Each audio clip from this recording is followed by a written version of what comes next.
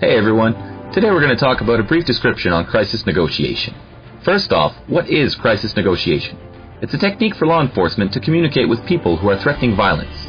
This includes barricaded subjects, hostage takers, stalkers, threats, workplace violence, or persons threatening suicide. It's a transition of a hostage or a non-hostage critical incident from a state of crisis to a state of rationality, leading to the eventual peaceful or non-lethal resolution of the crisis situation.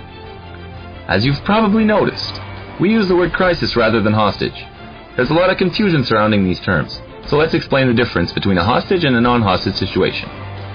The first situation is fueled with material intangible reasons. The suspect needs the police or the authorities to meet certain demands like ransom, transportation, or money, and the hostage is used as leverage to obtain these things. Negotiators speaking with hostage takers use goal-oriented and rational conversation to negotiate the demands of the suspect.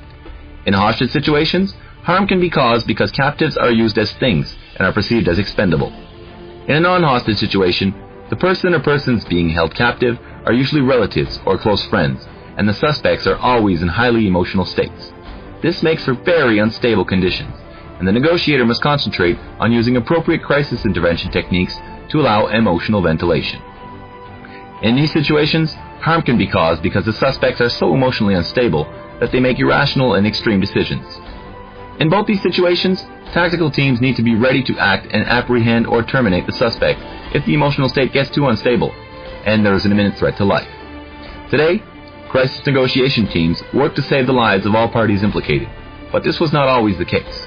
In the past, force was used to resolve hostage situations, so let's see how negotiation teams and the fight to save lives originated. A few older examples can help illustrate that kidnapping and hostage-taking is not something new. First, there's the famous case of Julius Caesar, who was kidnapped by pirates that demanded ransom. He told his captors that he would take his revenge. Once the ransom was paid out and that he was released, Caesar kept his word and returned to the island where he was held. He captured the captors, took back the ransom, and had his captors crucified. Another historic example, maybe a little closer to our time, is when Nazi Germany held captive 2 million French people to ensure that the remainder of France stayed obedient to the laws and orders given by Nazi Germany. Before the end of the 20th century, you didn't need to negotiate much if you had firepower, strong armies, or large political influence. The words of a 1970s SWAT officer nicely capture the thought process that was incarnated into intervention teams across the world. He said, "Why would I want to negotiate with the bad guy when he has 2 bullets headed to the head?"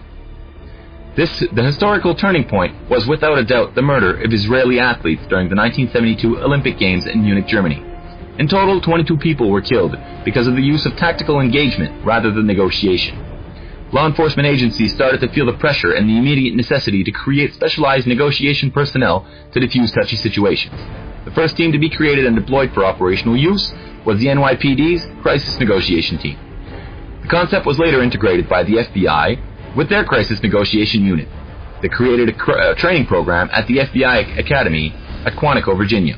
Law enforcement agencies across the world would also simultaneously develop similar teams and units, all with the same purpose: saving lives. Many different models for negotiation exist, but they all have the same goals: establishing communication and developing rapport, contrary to popular belief, buying time, diffusing intense emotions, and gathering intelligence for further investigations.